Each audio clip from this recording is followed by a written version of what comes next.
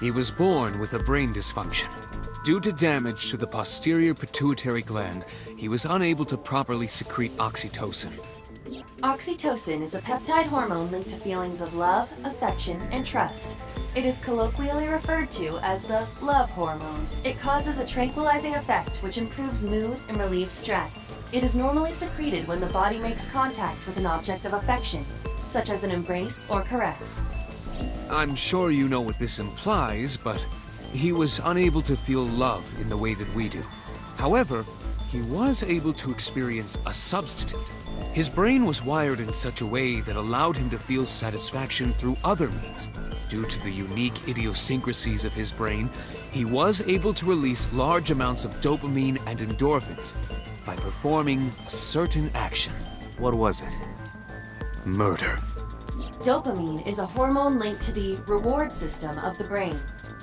The pleasant feeling attained through accomplishment is dopamine. Endorphins are a kind of brain narcotic. They dull pain and create a feeling of happiness. He got pleasure from killing people? It's slightly more complicated than that. Killing people was the only way he could get pleasure. He was 12 when he took his first life. That enlightened him to the pleasure of murder, which he would do again and again. That, I don't know.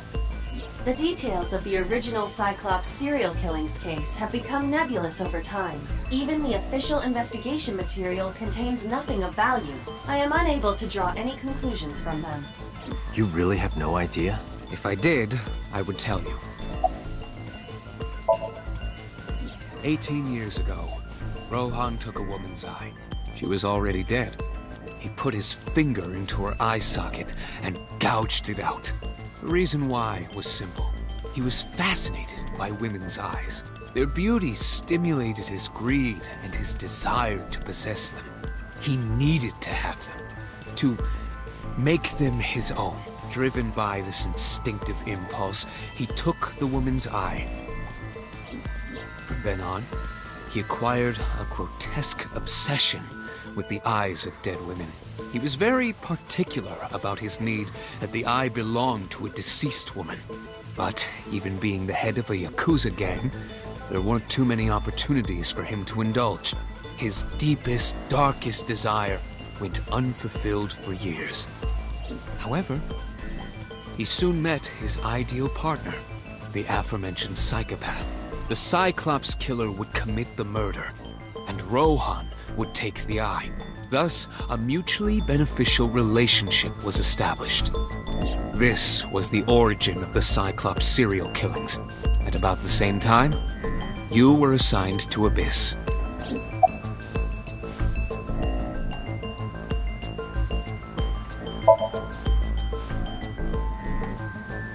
The original Cyclops killer had an accomplice, There were two Cyclops killers. and one of them was the former chairman of the Kumakuras, Rohan Kumakura.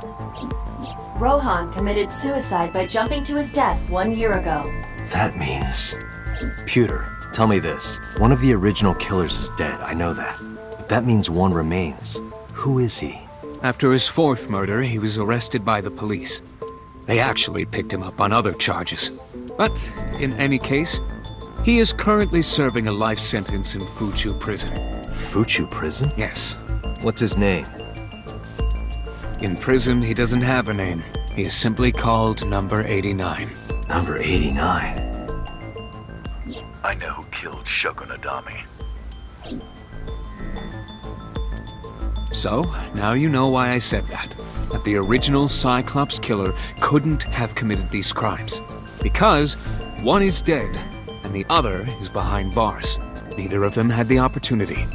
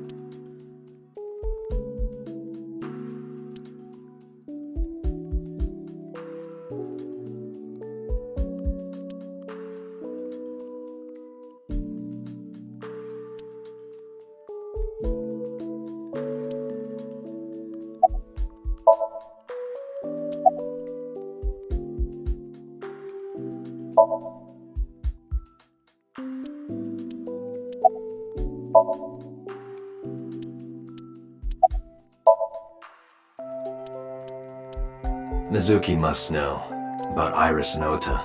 Of course. The news was distributed heavily across the internet, not just in Japan, but worldwide. 3 days ago, Mizuki discovered her mother's body. 2 days ago, her father's. This morning, 2 of her best friends. It is completely understandable that she is at her mental limit. Can I be left alone for a while? Are you okay? Yeah.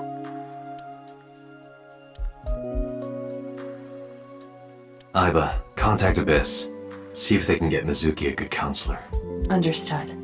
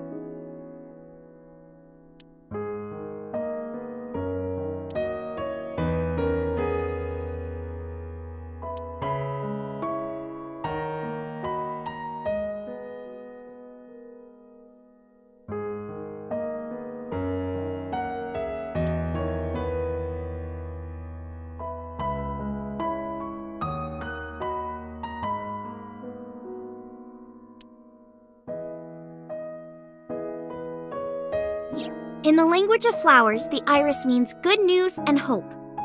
When I saw the flowers this morning, I just knew something good would happen.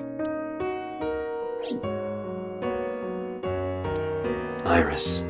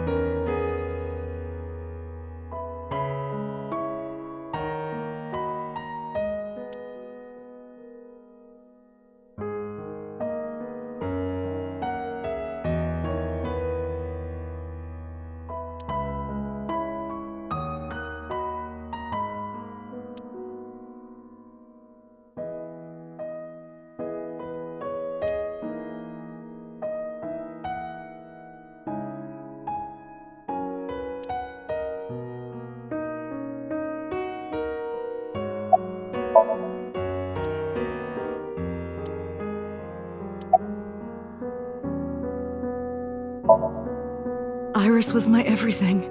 We always went everywhere together, whether it was buying clothes or going to the movies or taking a walk or going shopping at the supermarket. When she was young, she would just hold one of my fingers. Her hand was too small to hold mine.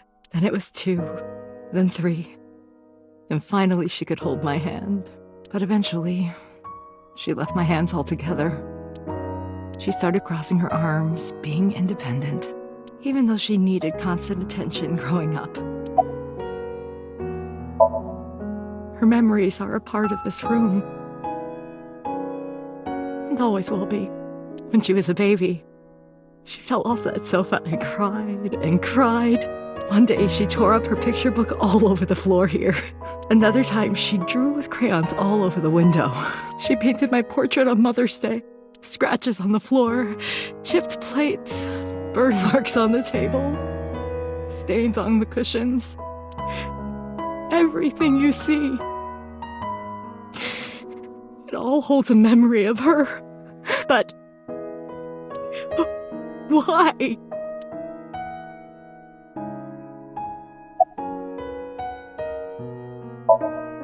Hitomi, my entire focus is on this case. Is there anything at all you can tell me? I don't know if this is important, but No, please. Tell me. I may have told you this already. I met Renju's wife Shoko twice before. The first time at the wedding, the second time a month ago. That second time was in the waiting room of the prison. Prison? There's an acquaintance of mine from when we were younger. I visit them a few times a year. And by coincidence, I saw Shoko. I don't think she noticed me, but I recognized her as Renju's wife right away. She was there for the same reason I was, to visit one of the inmates. Do you know who? No, I don't. We didn't talk. Which prison? Fuchu Prison, in Tokyo. Fuchu. Prison?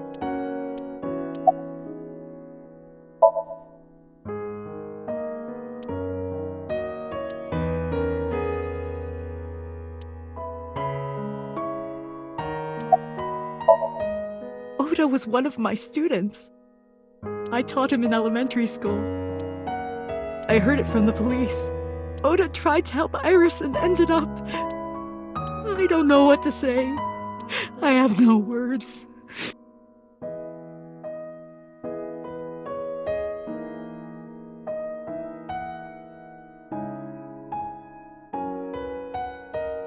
I'm sorry to have bothered you. I'll be going now.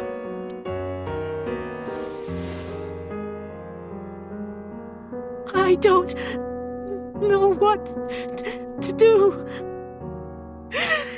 Thinking about her.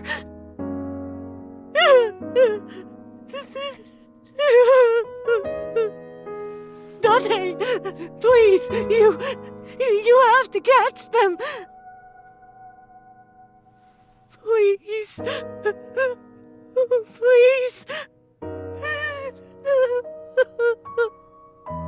I will. Trust me.